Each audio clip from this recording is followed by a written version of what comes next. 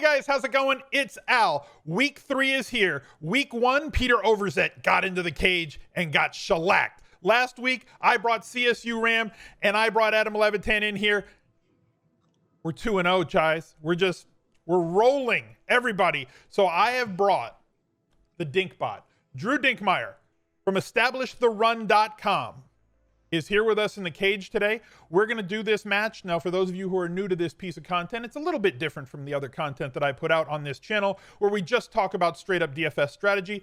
We are going to be drafting teams against one another on Draftkings in a snake draft kind of format, but we're using the salaries. And when you play head-to-heads on Draftkings against somebody, they can have the same player that you have. There's a glaring value play we saw last week in 50-50s and cash games. Everybody had Jonathan Taylor and Derrick Henry and Ezekiel Elliott. So you're essentially playing 6-on-6. If one of us drafts a player, the other one cannot have that player. So we're going to have two completely unique lineups. We're going to have to draft them here, and it sucks getting sniped, but it's a whole lot of fun. I'm going to bring Drew in here, and we're going to be playing for a couple of charities today. The links for both of these charities are going to be down below in the description. Just click show more if you would like to donate to either one of these great charities that we're playing for.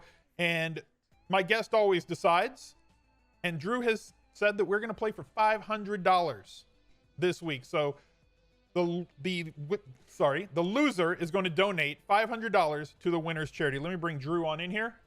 How's it going today, sir? Big money, no whammies. That's what we're looking for. That's what we're looking for. I'm doing great, Al. Thanks for having me on here for the week 3 cage match. I think you beat me last year, didn't you?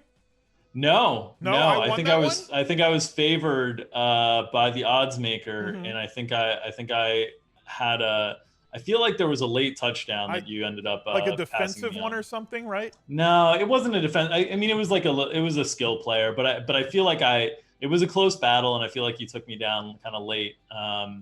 Yeah, I remember it became my annual donation to No Kid Hungry. Well, why don't we talk about the couple of charities? Drew, you run a charity program every single year for 4 years now. This is your 4th year running it. Yep. Why don't you tell everybody here on YouTube, Drew, YouTube. Drew, talk to everybody about the Welly Maker over at Charity Water. Yeah, so the Welly Maker is a campaign that I started 4 years ago. And the idea was to partner with Charity Water, and their mission is to, solve the water crisis around the world. So, if you've grown up in the United States, you've had access to clean drinking water, and you've had access to, clean bathing water, and it hasn't been like a hardship for you. But other parts of the world, there are areas where there isn't access to clean drinking water, and women and children are forced to kind of go fetch water, takes them 4 or 5 hours to go get it, collect it, bring it back. And Charity Water just thinks everybody should have access to clean, sustainable water solutions. And I agree. So I've partnered with them the last 4 years. And the idea behind the Welly Maker was, for me in DFS, we've got these great tournaments on DraftKings. We've got the Millie Maker. And each and every week of the season, I'm entering these types of contests with the hopes of changing my own life by banking one of these contests. And I've been fortunate enough to do so, and I feel the need to give back as a result. And so instead of taking all of those entries each and every year and hoping to change my life, I can take a few of those entries back and give it to this charity and guarantee changing someone's life. On average, it's somewhere between $20 and $40 to give a single person clean, sustainable water for the rest of their lives. And that's affecting generations thereafter. It keeps young women and children in school, as schools have plumbing and toilets and different things like that. It keeps people healthy, and especially during a global pandemic, having the ability to wash your hands and have clean water and whatnot is also helpful in stopping the spread. So it's a great charity. Charity Water, 100% of the donations go directly to water projects. You stay informed via email updates on those water projects. And I'm super pumped to be partnering with them. And I'm super appreciative of all the support from the fantasy and DFS community throughout the years. Fantastic. So Drew is going to be playing for Charity Water. That's charitywater.org/Drew-Dinkmeyer. And I'll put a link again down below. As every week, I'm going to be playing for No Kid Hungry, providing food for kids here in America in schools who don't have money for lunch. They're food insecure. This really helps keep lunch programs alive, especially now with schools in a lot of different cities and states not being open. They still have their tents. They're still delivering food to people that are food insecure to try and help kids do better in school, because if you don't have a full tummy, there's no way that you can sit there and actually concentrate and do what you have to do on a day in, day out basis. Two great charities, two kind of average guys, and we're going to play. Drew, you have chosen to pick first. Yes. So you got the number one pick. I wanted the first pick. I think this week, there's a number of directions you could have kind of gone with this first pick, but I was thinking a little bit further out ahead in terms of the lineup construction process. I've actually spent a little bit more time thinking through how I want to mold my lineup than I did in years past. I don't want to be embarrassed again. I don't want to go down the path of Peter Overzet and Peter Jennings and Adam Levitan. I want to emerge victorious. So with the number one pick, I am locking in running back. Yeah. 6,400 Miles Sanders. Makes sense. Talk to me about Miles Sanders this week in week one. We saw Miles Sanders in week 2 return with kind of the full workload that we were hoping for when you kind of entered draft season, and then were caught by surprise that he was still unavailable week 1. Philadelphia has struggled offensively during the course of the first 2 weeks, and that's a big concern, certainly. But favorable matchup here against Cincinnati. And if you saw Cincinnati, the last time we saw them, it was Nick Chubb running all over them. It was Kareem Hunt running all over them. The week before, it was Josh Kelly and Austin Eckler kind of running all over them. So I think it's a good matchup for Philadelphia's offense to kind of get right here at home. They've got an implied team total over 26.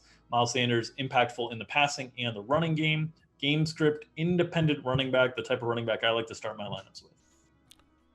Okay, very fair. I like that choice. He was, in my opinion, Sanders is the number one player on the board this week, based on salary expectation, based on PPR expectation for him, 20 plus carries, playing at home, favored running back. I got a couple others though, and I'm going to hit you with 2 of them. I'm going to stay at running back here,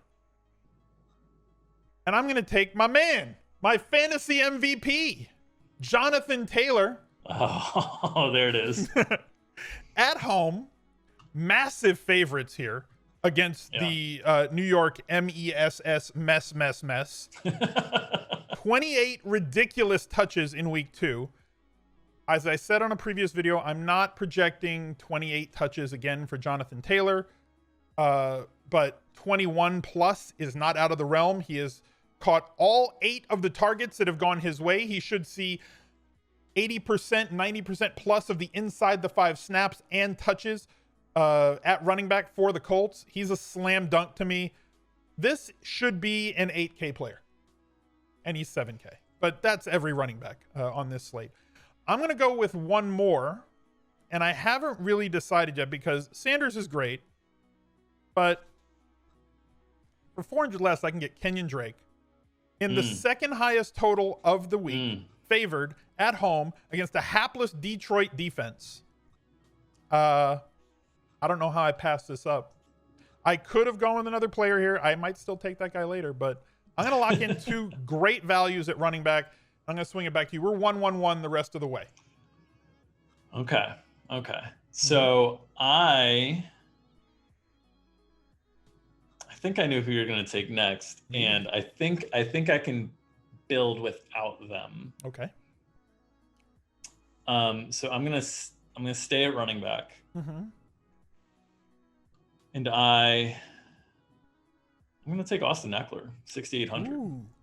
See, now, I know Josh Kelly. I know there's a lot of touches there for Josh Kelly, but look, there were 19 carries week 1 for Austin Eckler, 16 carries week 2, 4 targets week 2. Justin Herbert's gonna start again, because the Chargers training staff apparently is injuring their own players. They're stabbing their own players in the lungs.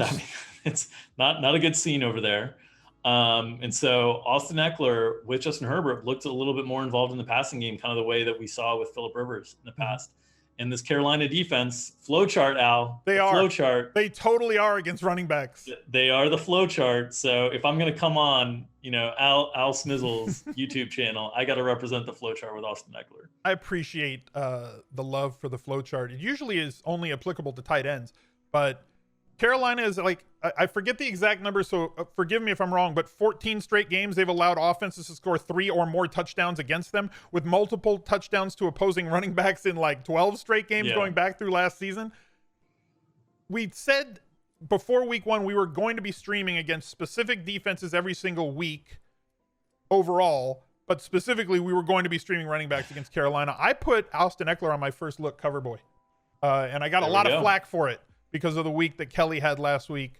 I don't think Kelly's going to get that 25 plus touches again. Yeah. I am a little concerned that he might usurp some of the goal line usage. That is the concern, but Yeah. Eckler's got that big play capability, Of and I think the course. passing game volume last week was what you want to see if you're an Austin Eckler truther. Very reassuring. And I think Eckler gets in this weekend. So Yeah, that is what it is. I'm going to change it up here a little bit. I know it. I know what's happening. Yeah, you do know what's happening, don't you? Maybe you're you about to go don't. ham. Maybe You're about you to don't. go ham. You're about to go Hamler on I me, am. aren't you? I'm going Hamler. I knew it. There are knew it some was minimum coming. salary wide receivers out there. I'm not going to name them because I don't want to tell Drew who to play, even though he's smarter than me. But Hamler, in my opinion, is the best of them. Ran 31 routes last week, over 100 air yards, I think 103 air yards last week, and 7 targets.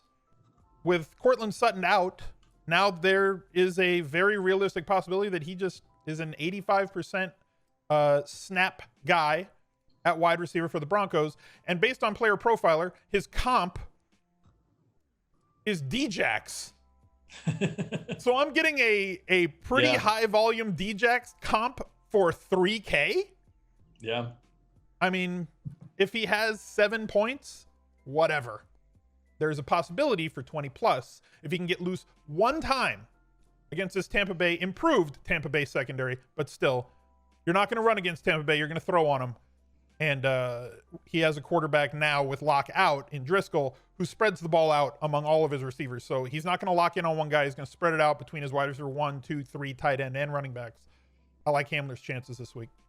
So I knew that was coming. Lock and load the value. I knew that was coming.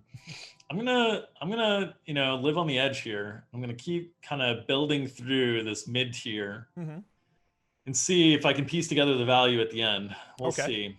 But I'm gonna go wide receiver. I'm gonna go to one of those lofty total games, Dallas and Seattle. Yeah. And there are some receivers all priced in this range from that game that are pretty compelling to me. I'm gonna take the Dallas version, Amari Cooper, 6,500. Shout out to CSU Rams.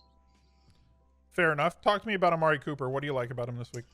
Well, I think what we've seen from the Cowboys offense in general is really condensed snap share and volume target share from the primary guys. I mean, they're basically going to run those 3 wide receiver sets with Cooper, Gallup, and Lamb out there a ton. Dalton Schultz just replaced Blake Jarwin, and Ezekiel Elliott's going to get a ton of the workload in the running game.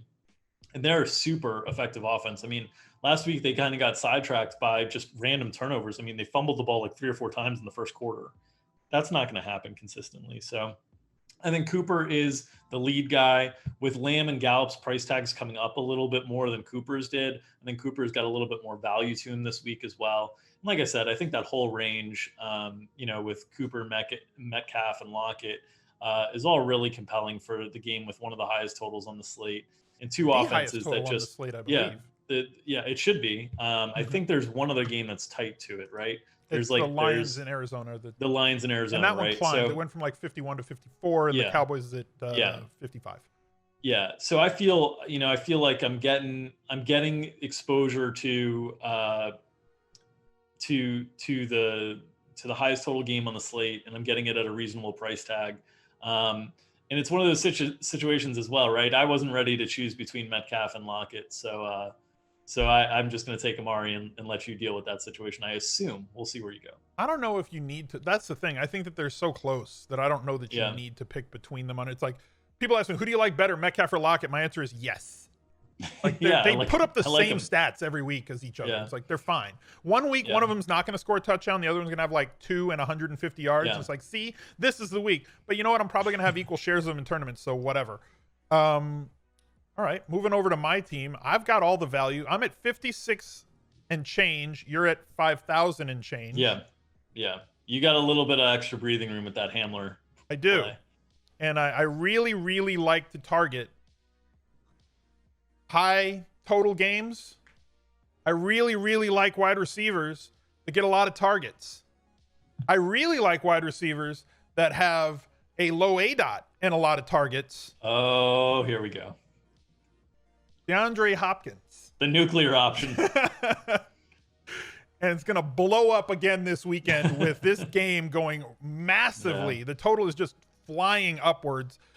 The interesting thing is how they're utilizing him. And I talked about this on stream yesterday, where this offense is running a lot like they did at Texas Tech. And Drew, I know you used to watch college football when we were doing college football DFS all the time. And it was like the left side of the field was a wide receiver screen of some sort, a jailbreak, a bubble screen, or whatever, something really low ADOT and high percentage. And the other side of the field was a deep shot, right? And the defense had to pick which one they were going to take away, and the quarterback would make a decision when he got up to the line. Well, defenses haven't adjusted to that, it seems, and what this Cardinals offense needed was basically another wide receiver, more wide receiver talent to run the system that they want to run. And DeAndre Hopkins has a ridiculously low ADOT right now. If you look at Kyler Murray's average depth of throw, it's basically the exact same to like the 100th of a point as it was last year. The difference is now it's an actually all-world talent that's getting the short passes. One of these weeks he's going to break one for a really long touchdown, so he's got an extremely high floor. A realistic expectation of getting 100 yards every week. Last year, Larry Fitzgerald hung like 8 catches and 130 against this Lions defense, and now they are without YouTube comments favorite Darius Slay. So they're just an absolute mess in defensive backfield. Give me Hopkins. Let me hope he breaks one for 45 or 50 on one of those screen passes. I'll take the 100-yard bonus. I'll take the 7, 8, 10 catches from him. And I like my floor and my ceiling with this choice. Yeah, incredible floor for Nuke, and a floor that's deserving of the pricing that's alongside those top running backs. You know, the PPR volume that he's getting, the game environment, it's all gravy. All right, well, I'm going to make a choice between the Seattle receivers because I just want to keep pounding this game if I understand that. And I'm gonna take Tyler Lockett. Okay. You know, I'll save $100. We've got Lockett projected slightly ahead of DK Metcalf, but as you said, they're basically two the same guys. The way that I look at it is Tyler Lockett is one of the most efficient wide receivers in NFL history on a per target basis in terms of his reception rate, in terms of his yards per target.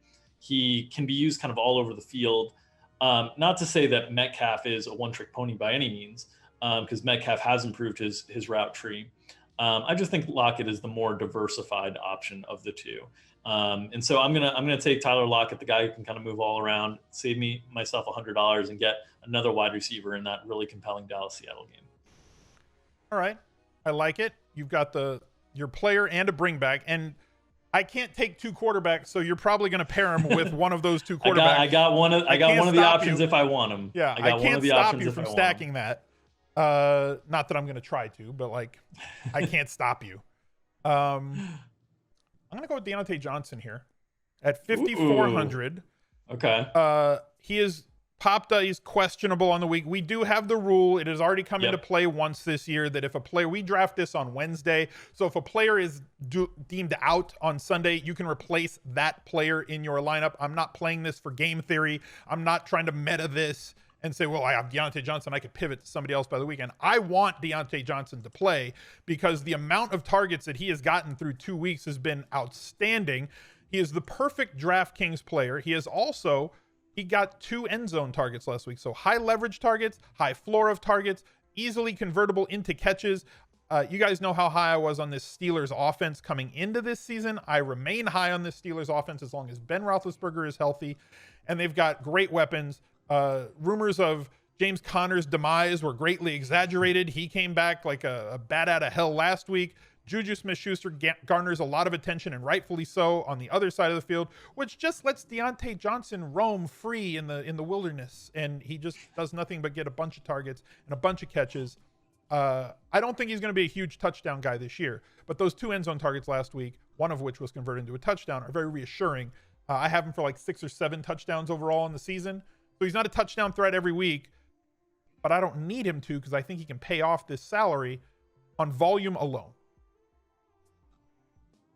I like it. I mean, there's an argument that he may have usurped Juju as the number 1 wide receiver there. We'll have to see kind of how it plays out, but there's an argument for it. So yeah, I think that's a great pick. I keep going back and forth on kind of how I'm going to approach this. But I know I need some salary relief, right? Like at some point, I'm going to have to take somebody who's cheaper than 5,000 to make this whole thing work. And I've got my eye on that Chargers offense once again. Mm-hmm. Mike Williams, 4,300. Redacted. Gonna plug him in there. Perpetual buy low air yards candidate forever. Targets came down last week with Herbert, which is a mild concern because I do think his style fits Tyrod Taylor a little bit more. Tyrod Taylor being willing to push the ball down the field. But in general, I want exposure against this Carolina defense. I think this is one of the weakest defenses. I think the Chargers' offensive ceiling is improved with Justin Herbert there, and I'm just trying to secure some touchdowns in my lineup, and I feel like getting more exposure to that Chargers offense is going to assure me some touchdowns. In this one coming at a relatively cheap cost as well. Mm-hmm. Yeah, I don't mind this at all. Herbert can throw it. Whether or not they take shots downfield, I just think there's going to be a lot of scoring in that game, especially from the Chargers. We've seen what Carolina does. We knew what they were last year when they were a really bad defense, and they're worse this year. We're going to be attacking them in any ways that we can throughout this season. Mike Williams is always a big game waiting to happen. It just doesn't always happen, I guess would be the fairest way of putting that. Right? That's true. I mean, it's a volatile play, but I know that I need a little bit of upside in this lineup to take down Smiz. I mean, I see it. You're feeling you're playing from behind right now. We've seen the opponents come into the cage and not bring enough upside to their team. So I'm making sure that I have the upside. They panic. But sometimes instead of panicking, Drew, you just got to go with the flow. Oh yeah? Yeah. Oh no. Yeah. Oh no. A flowchart play. The Cleveland defense against tight ends, not good. If you looked at how many touchdowns the Arizona defense gave up last year to tight ends, right behind them was the Cleveland defense. And they got absolutely shellacked by tight ends in week 1. They got absolutely shellacked by 2, how can I put this, not name brand tight ends in week 2 in Drew Sample and Uzoma. And now we have Logan Thomas running more routes per quarterback dropback than any other tight end in the league. What does he have? 17 targets through 2 weeks? Yeah. Albeit a really low catch percentage, partly because Haskins is not great. But it's very possible that if he was to connect on, let's say, 65 or 70% of his targets towards Logan Thomas this weekend with the accelerated touchdown expectancy by playing against that Cleveland defense, Logan Thomas is still too cheap. I'm kind of glad that he didn't have a great game last week against Arizona, because I can capture all the upside and I get another value play here, leaving me enough money to basically do whatever I want with a quarterback, flex, and defense with my next 3 picks. I have some regrets because I was between Thomas and Williams there. I have another tight end option that I feel is comparable to Logan Thomas, but it is a little bit injury dependent, and it's not the one where I would have the swap value on, because it's not his injury. No swap equity in the cage. Yeah, so I feel like I might have taken a little bit of a wrong turn there, and I'm trying to get back on track. I know I don't need to go tight end. You're the GIF right now. I'm the GIF. What was the one from oh God, I immediately regret this decision. It was that one, and then the other one with the magician. I've made a huge mistake. I've made a huge mistake. Yeah. So I know I don't need to go tight end. Quarterback, I think there's 3 or 4 options. Yeah. There's a lot of quarterbacks. Flex, is interesting because I'm trying to build out to see where I'll leave myself with flex based on the other selections that I'll make. That's where things get a little bit tricky. So going through here, okay, that would leave me about that. So I am going to, I think I'd have a flex option regardless. I don't think you're going to go in there. So I'm going to go with my defense now. Okay. I'm going to take the Eagles defense. No, don't do that to me. Pair up a little correlation with Miles Sanders. And, hopefully take advantage of it. If Joe Burrow and the Bengals want to throw the ball 60 times a game, I'm happy to take that for my defense against that. That's a lot of opportunities to rack up points. So I'm going to go with that Eagles D. We've talked about this in the past. It's like we're not looking to target teams that are going to score very few points and only drop back 20 times a game. We want to target quarterbacks that are going to drop back 30 to 50 or 55 times a game because there's more opportunities for your defense to score in those situations. And too many people focus on teams that can't score to play defenses against when you really want to target teams that are going to pass a ton. Yeah. So you sniped me, and I don't like you. There we go. We're not Finally. Friends. We're not friends Finally got for one. For the next 3 minutes. I don't like you. Especially like defense is really tight on DraftKings this week. It's like everybody's really priced up, and the Eagles are probably okay. They're not the only defense that can be good that's under 3K, but like usually there's like 3 or 4 that you're like, okay, these are all viable, and then maybe you luck box a touchdown. It's tight. There's a couple defenses. There's a couple defenses where you can see a path, but it's not pretty. No, at all. The Eagles is the cleanest path. Exactly. Well, I'm just gonna lock up a QB here. I know I don't need to, but it's kind of like checking it back to you. Take your stack, yeah. I mean, we're at that point, right? Yeah. We're at that point where like I'm just gonna check it back to you, and then I've got options in the flex, and I can figure out what I'm gonna do. But it's gonna be Kyler Murray, guys. I mean, there was no surprise of where I was going to go with this lineup. I want as many shares of 2 games. I want as many shares of Dallas, Seattle, and Detroit and Arizona as I can possibly get. And Kyler Murray is my path to getting that. Great floor. He is averaging like 2 less yards per game rushing or 1 less yard per game rushing than Lamar Jackson averaged last season. Granted, it's only 2 games, so small sample. But the fact it's really encouraging that they're running him 8 and 13 times a game, and he's making linebackers look just slow. And they're not slow linebackers in the NFL. These are really fast dudes on San Francisco and Washington's defense. And they look like they're marching in chowder when they're standing out there. And Kyler Murray kind of puts that little high step, stutter step on him. It's all over. This kid can do anything that he wants. I'm going to throw it 35 plus times too. I've got the stack. I think that Drake is not... running backs don't always correlate with their quarterback, and yes, he's only gotten 2 targets in each of the first 2 games, but I think there's going to be enough scoring in this game to give both opportunities, especially at their salary, to do what they got to do. You got to feel good about locking up all the Arizona options every week. They play so fast. Yeah. All right. You got a quarterback. You've got a tight end. This is the tight end spot. This is where the Logan Thomas thing was possibly a game changer here, because the tight end spot, the options that I have, like I have one option that I really, really like, but I need the injury news to be right. And I just don't know if I'll get the injury news to be right. Mm-hmm. Who's the injury news that you need? I mean, I obviously have a flex. I'm not trying to give anything away. It's Jack Doyle. I need Jack Doyle to not play. Oh, for the Mo Alley Cox play. Gotcha. Yeah, if Jack Doyle doesn't play, I think Mo Alley Cox is in a really good spot. You saw the athleticism that has long been hyped about. Averaged 22.2 yards per catch last week on 6 targets. Hauled in all 5. Had a nice 31-yard scamper. I think I'm going to take the shot because my other option is one where I know that he's going to be on the field, but he's been blocking so much and their offense is so dreadful in that same game, which is Herndon. And so I think I'm going to take Mo Alley Cox. Yeah, I'm going to take Mo Alley Cox and just hope Jack Doyle needs another week on that ankle. All right. Well, I can't find him that way. I can't find him that way. God damn it.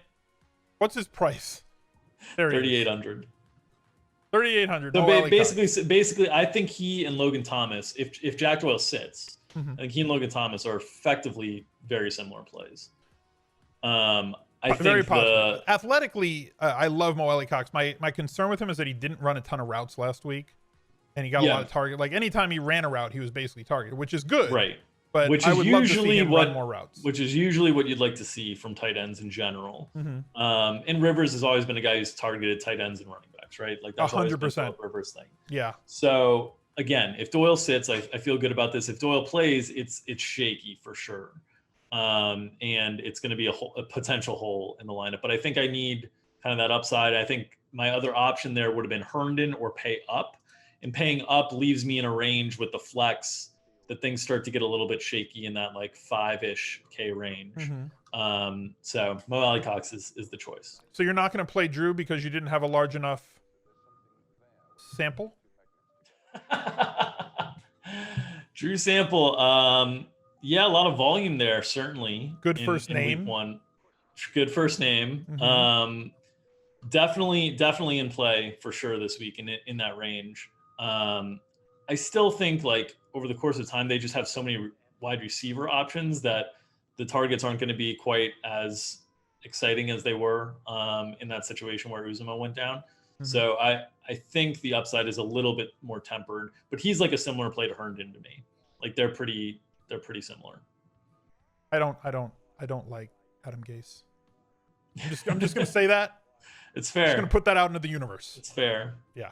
It's fair. I don't wish that people lose their job because that's kind of mean, but like he's not doing a good job. Yeah. Yeah. So I kind of feel like the entire Jets offense takes a massive leap forward as soon as he goes bye-bye. All right. So on to my pick. I usually would pick a running back here, but and I probably should, but like I really like this other guy. So my two choices here are Chris Carson, who has seen a good amount of usage in the pass game and unsustainable touchdowns. Like he's not going to catch like 16 touchdowns this year, guys. That's just not going to be a thing. But they are rotating different running backs. Hyde's getting some carries.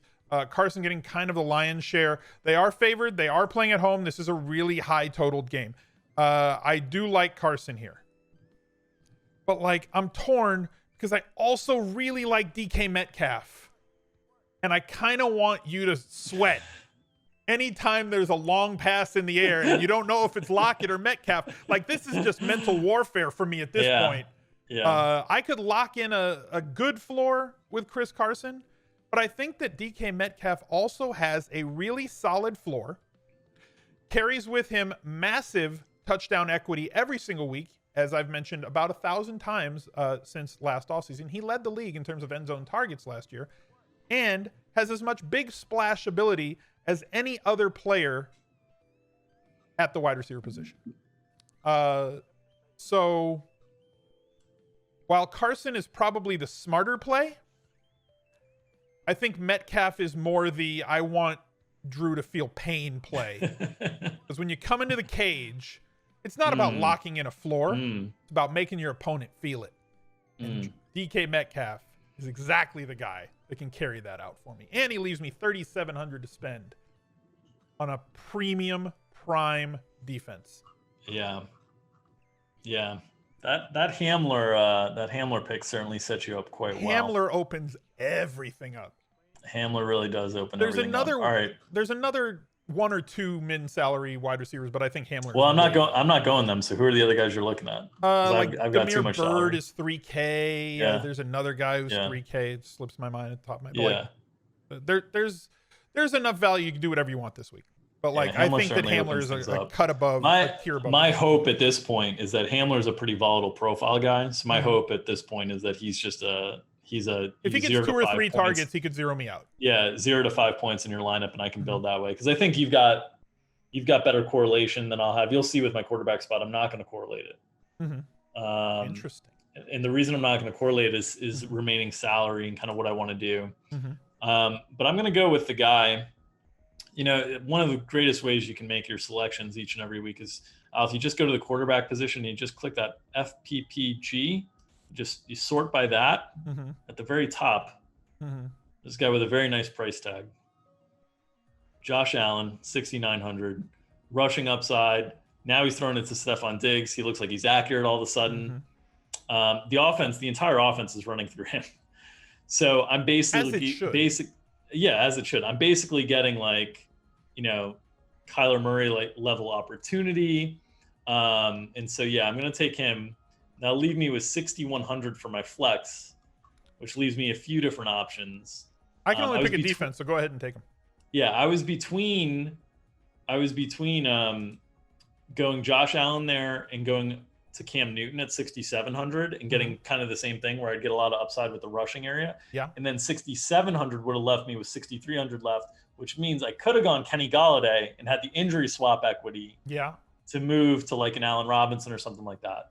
But I feel like I need a little bit more correlation to build into my lineup. If my lineup's going to contend with your Arizona stack, it's going to need that Carolina Chargers game. And I think you're going to be taking the Chargers defense as well.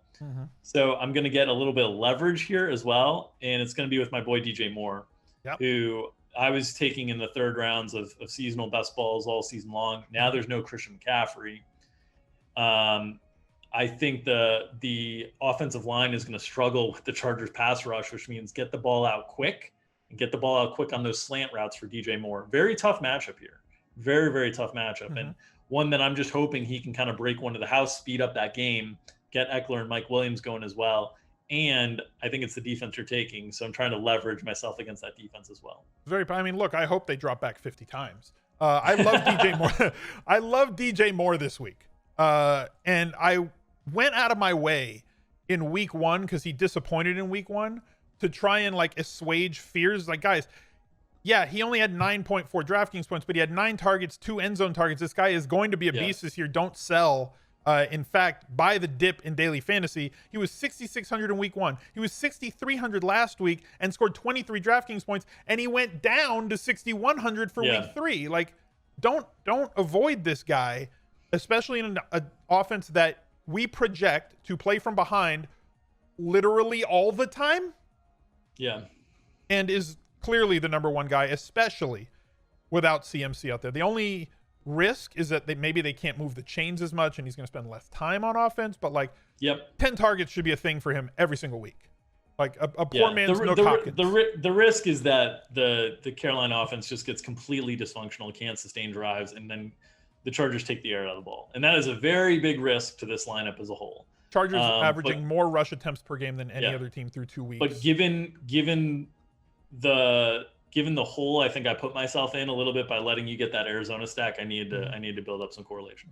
All right. Well, you nailed it. My last pick, I could go with the Buccaneers on the road, and just go for as many sacks as we can get. I think that this is a amazing defense, where last year it was like that you could pass on them. Now they've got these 2 young corners that are starting to come into their own and do an actually great job on the outside, or at least one of them's doing an absolutely great job on the outside. You still have to beat them by passing. You're not going to run the ball on this team. It's just not the way that it goes. 87 and 82 through the first 2 games. You have to pass it on them. But you're right. I am going to try and attack Carolina on the road with the best remaining Bosa in the league, rushing the passer as many times as he possibly can. That zeroes me out. Kyler Murray, Taylor, Drake, Hamler, Hopkins, Johnson, Thomas, Metcalf, Chargers. That's a damn good lineup. You got to feel good about that, man. I like the lineup. I let you walk out of here with like all your plays. You let me high step through this cage match. I'm like Jimmy Superfly Snook on top of the cage. Where I went wrong was forgetting that it's 1-2-1-1-1. Yeah. Because I thought it was 1-2-2, and my whole thing I was gonna take Hamler. So my whole idea of the number 1 pick was like, I'll take Sanders. He'll take 2 running backs because he's not gonna take Hamler second. And then you were like 1-2-1, and I was like, oh no, now I can't take Hamler. But you went Eckler. You should have locked up Hamler. I could have, and I should have. Those were the pivot points. The Hamler decision and the Logan Thomas decision were the pivot points in the snake draft.